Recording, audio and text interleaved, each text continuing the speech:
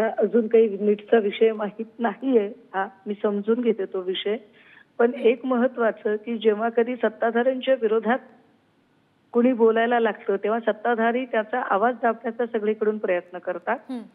कालही आम्ही ज्या वेळेला पोर्शे कार प्रकरणामध्ये बोलत होतो त्यावेळेला आरोग्य खातं असेल, वैद्यकीय खातं असेल किंवा एक्साईज खातं, तर लगेच आम्ही तुमच्यावर आबरू नुकसानीचे दावे टाकतो, केसेस टाकतो, याला आत घालतो, त्याला आत घालतो, हा आवाज दाबण्याचा प्रयत्न आहे. सन्मान्य संजय राऊत साहेब सुद्धा जर भूमिका मांडत असतील तर आणि त्याला जर मुख्यमंत्री नोटीस पाठवत असतील तर ही किती भीती आहे, ही दहशत आहे.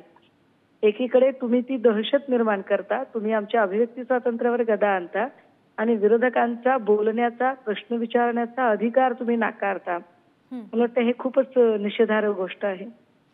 पण दैनिक सामनामध्ये एक अग्रलेख आला होता आणि त्यामध्ये निवडणुकीमध्ये पैसे वाटल्याचा आरोप होता आणि त्याच्या संदर्भाने ही शिंदेंकडून नोटीस आली आहे. पण त्यात काय खोटं आहे बरं पैसे वाटल्याच्या आरोपामध्ये? अहो धडधडीत मी स्वतः व्हिडिओ पोस्ट केले ना, रोहित पवारांनी व्हिडिओ पोस्ट केले. खोटं काय आहे पैसे वाटले नाही त्याच्यात? ज्यांच्याकडे सत्ता आहे, सत्तेतून पैसा आणि पैशातून सत्ता, त्यांनी वाटले पैसे. मीनाक्षी शिंदे नावाच्या बाईचा व्हिडिओ मी स्वतः ट्विट केला होता. त्यावर काय ऍक्शन घेतली गेली बरं?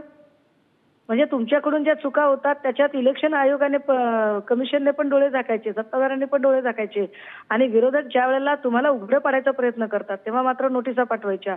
बरं अशा नोटिसा पाठवून आवाज बंद होईल का? या नोटिसांना घाबरलं जाईल का?